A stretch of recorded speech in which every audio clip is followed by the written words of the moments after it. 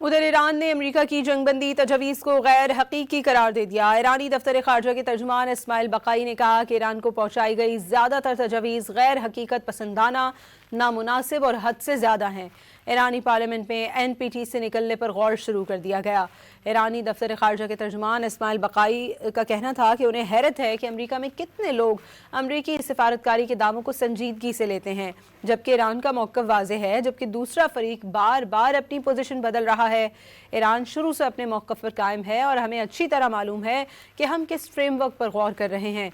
उन्होंने मज़ीद कहा कि पाकिस्तान जो मुलाकातें कर रहा है वो एक ऐसा फ्रेमवर्क है जो उन्होंने खुद बनाया है और हम उसमें शामिल नहीं हैं। ये अच्छी बात है कि खित्ते के मुमालिक जंग ख़त्म करने की फ़िक्र कर रहे हैं, लेकिन उन्हें यह भी देखना चाहिए कि जंग किसने शुरू की। उन्होंने मज़ीद कहा कि NPT मुआहदा जौहरी तवानाई, तैयारी, तहकीक, पैदावार और इस्तेमाल का हक देता है। ऐसे मुआहदे का क्या फ़ायदा जो हकूक़ से फ़ायदा ना उठाने दे। मुआहदे में रहते हुए दहशतगर्दों ने जौहरी तनसीबात पर हमला किया। जब तक तेहरान NPT का रुकन है, मुआहदे का एहतराम करेगा।